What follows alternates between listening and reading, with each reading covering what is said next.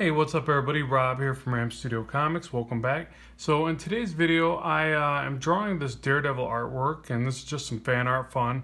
And I started to get to the background here, which I'm probably going to change this background now that I think about it. But at any rate, I want to show you how I do some of these bricks and some of the tools that I use. Now obviously I got some Bristol board smooth, technical pencil with 0.5 HB lead, something like that. But right here we've got the roller ruler, or what I call the roller ruler, because back in the day, I had one that was a little cheaper version. It was called a roller ruler. I think my mom picked it up on an infomercial or something, and I had a couple of them and they were great. And then I found this fancier schmancier version.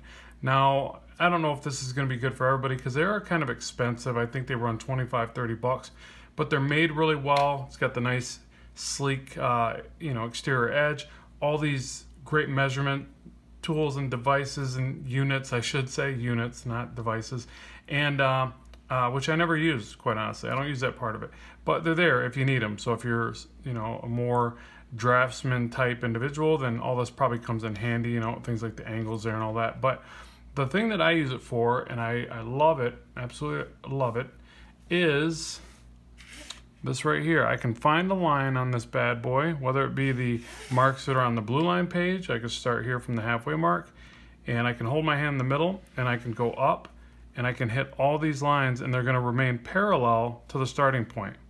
So for me, that is fantabulous. Like, it just saves a lot of time, and I can really flow through this and get all my bricks kind of started. Now keep in mind, with these brick patterns, I recommend that you draw them out, maybe measure them, maybe get them pretty concise, then go back through and mess them up. You're probably thinking, well, why do you do that? Well, if you don't, it's not going to have the nice, organic look or, creative vibe to the work. So try not to draw every brick exactly the same. That just kills it. But anyways, that's my taste, my flavor. That's up to you. Now, the other one that I use is this bad boy. Again, it's by Weems and Plath, or I guess I didn't say that already, but it's the same maker. Again, probably not the cheapest alternative, but it saves a lot of time. So what happens here, just like the other one, really, they're kind of the same in essence, but I do like this for certain things. Like, for instance, when I'm working on a series of line works or designs, I can actually extend this out the full distance. So as it extends out, it looks like it's shifting, but it's really staying parallel to this. I can go to the edge of where I want to start, for instance. I like to work back, and I'll show you why. So as I'm trying to get the separations of these bricks, you got to be a little bit creative with the way that you use your fingers there. You can pull back, hit that next mark, and you can get the divides, and you can see a little bit more clearly from this angle, I think. I think the roller ruler, as long as you're working against the way that you draw. So for instance, you would push this way and draw this way, so you can lean over and see what you're doing.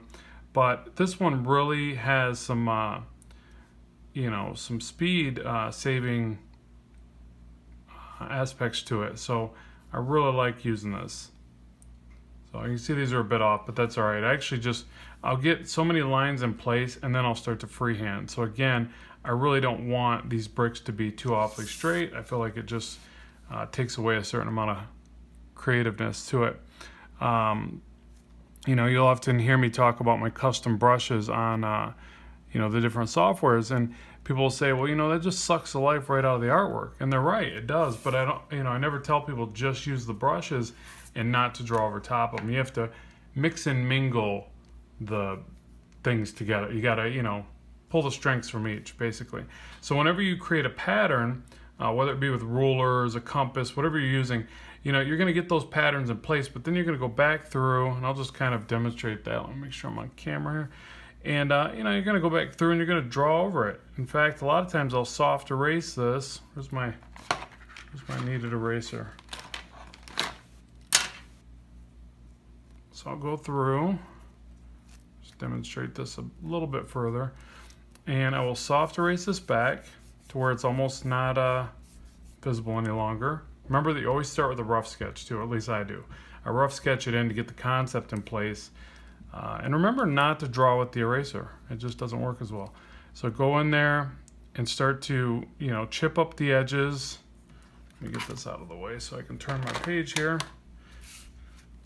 because I draw crooked because I'm a lefty. So yeah, so like rough up the edges, play around with it, throw in the the cracks and the dents and dings and imperfections. That's what makes these brick patterns look so cool.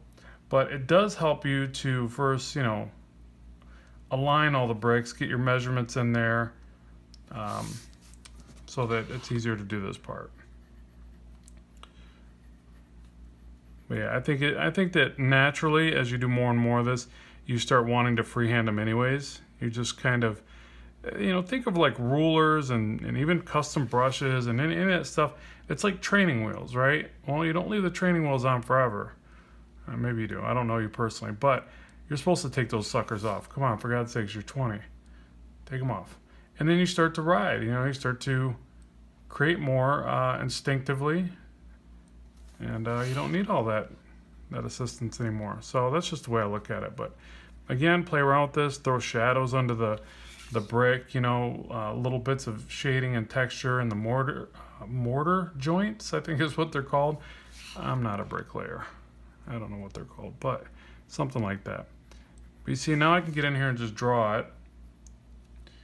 And also, don't be afraid to throw in a crooked edge and stuff like that. It's kind of weird because you train yourself to draw cleaner and more concise, and then after you do it for so long, you're like, no, actually, I gotta mess it up more, because that's where texture is. That's where all the cool texture and grittiness comes in. So you gotta throw caution to the wind and just throw in lines where wherever they might potentially be. You just gotta imagine it. Well, what's funny is you look at bricks anyways, they're never that clean. It's just like from memory, we tend to think things are a little bit more pristine than they really are.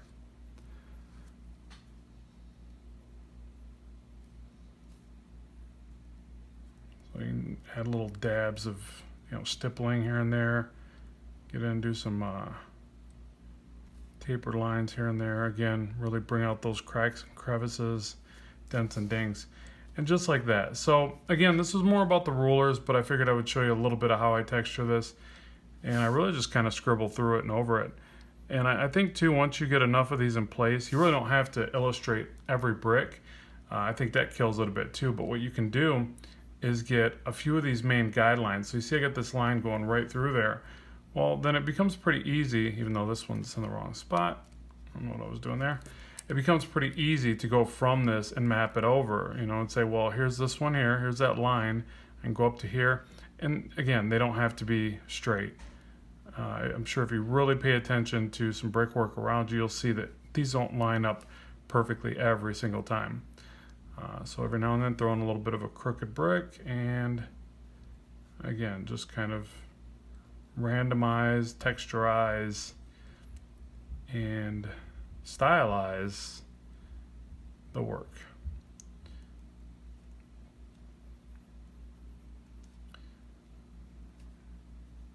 Okay, well, this isn't about how to draw bricks, really, as much as it is about these rulers. So again, check these out. I'll make sure there's a link in the description box below if you want to get your hands on them. I found mine on Amazon, so I'll make sure there's an Amazon link, but I'm sure you could find them all over. So how about this? Let's bring this video to a close. You tell me what you think of the rulers, and if you like the artwork, that's always nice. And make sure to follow me on social media where I share the artwork when it's done. Things like my Instagram, Facebook, Twitter, you know the drill. And then also make sure to comment in the section below and let others know what type of tools you use to do this type of work. That's how we all grow and learn together. So make sure to comment and help other artists if you see them asking a question. I really appreciate when I see that on the channel. So as always, keep drawing, keep having fun, and I will talk to you soon.